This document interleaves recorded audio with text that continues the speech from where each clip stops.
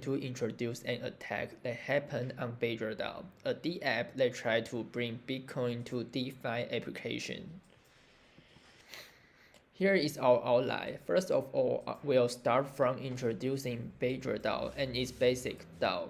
Second, we'll present the timeline of this attack, then analyzing the details of this attack. Finally, the next step of the BadgerDAO. According to the Wikipedia, DAO represents decentralized autonomous organization. Organization represented by code that is transparent, controlled by the organization members, and not influenced by a central government. For instance, the DAO, Uniswap, Sushi, BitDAO.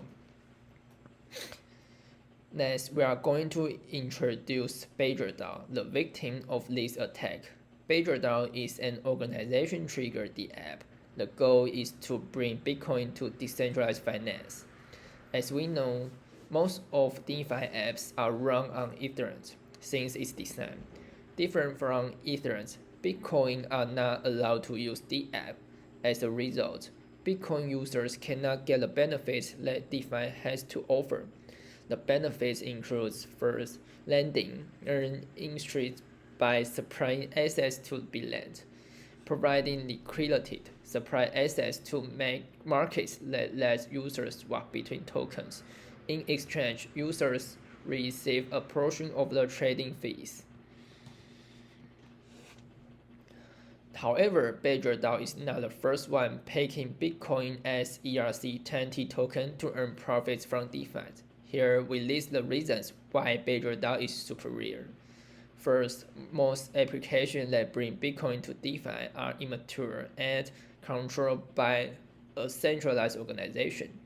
BadgerDAO is organization triggered starting from the beginning, which makes it grow faster than other applications. Other like everyone can present their idea by video and make BadgerDAO better. Now, BadgerDAO can be used on Ethereum, Binance Smart Chain, Polygon, and Phaeton. Okay, now let's talk about the BadgerDAO attack. On December 2nd, 2021, a series of unauthorized transactions occurs, resulting in loss of funds from Badger users. Following the exploit, Badger engineers worked with a cybersecurity firm, Mandiant, to investigate the incident and have prepared the following initial report. At this time, Badger believed that, as publicly reported, the phishing incident that occurred on 2nd December 2021 was the result of a maliciously injected snippet provided by Cloudflare workers, which is an interface to run scripts that operate on an auto web traffic as it flows through Cloudflare proxies. The attackers deployed the workers' script via a compromised API key that was created without the knowledge or authorization of Badger engineers, and used this API access to periodically inject malicious code into the Badger application, such that it only affects a subset of the user base. Now, we will run through the whole attack event step by step. First, in late September, users on a Cloudflare community support forum reported that unauthorized users were able to create accounts and were also able to create and view API keys before email verification was completed. It was noted that an attacker could then wait for the email to be verified and for the account creation to be completed, and then they would then have API access.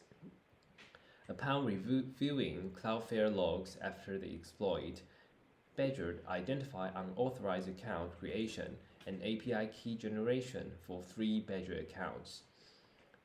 In mid-September, Badger unknowingly completed the account creation for one of these 3 compromised accounts, which were used for legitimate Cloudflare management activities.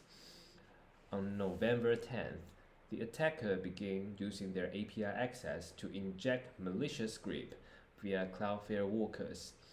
The script intercepted web-free transactions and prompted users to allow a foreign address approval to operate on ERC20 tokens in their wallet. On November 20th, the first on-chain malicious approval was made for Exploiter wallet. On December 2nd, the Badger community raised an alert via Discord about a large suspicious transaction.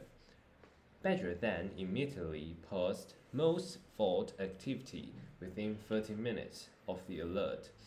A handful of older contracts with a single inaccessible guardian will pause approximately 15 hours later. After this incident, Cloudflare API keys have been rotated, password changed, and the MFA was transferred following discovery of the incidents. This figure shows Cloudflare audits log look like for one of the exploit account. And this figure shows the first example of malicious activity on November 10. Furthermore, the table shows the time when malicious scripts were running on the site.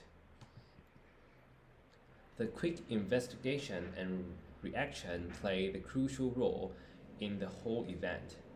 Per BIP33 addresses approved by the Guardian contract had the ability to pause contracts.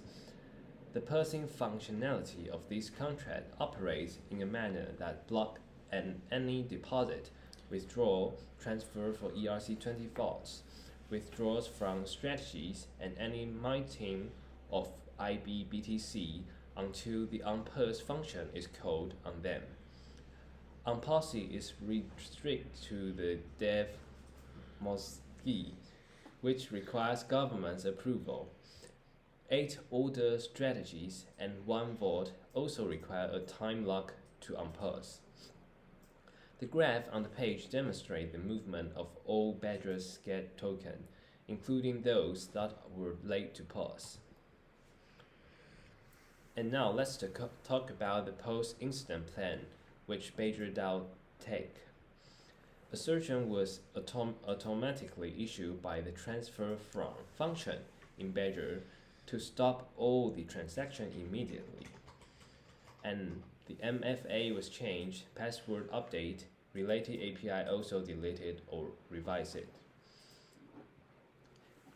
And then Badger Cloudflare account has had the password updated and continuing to work with Cloudflare to collect more relevant data and to fully scope this incident. In this slide, we list 3 possible solutions to prevent user suffering from BadgerDAO attack. The first one is using whitelist function to store valid smart contract address. User can use this function to store frequently used name or address to protect themselves. The second one is to implement revoke function to the transfer permission from the smart contract. Once user finds some unusual situation during transfer permission, he or she can cancel the transfer immediately. The last solution is to limit the account amount during transactions. User can minimize the loss if they suffer from attack. Also, to deal with these problems, BadgerDAO have proposed a few ways to reinforce BadgerDAO security. The first one is to review the emergency functionality on a small contract. The second one is to automate a pause everything break time from 15 minutes down to 2 to 3 minutes. It can prevent more malicious and unauthorized transactions.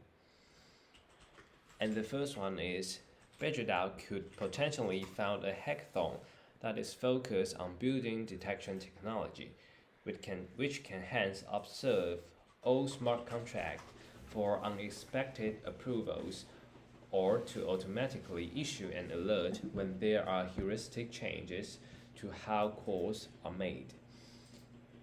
And the last one is, before relaunching the protocol, completing third-party audits for all Web2 and Web3 infrastructure. And that is all of our presentation. Thank you.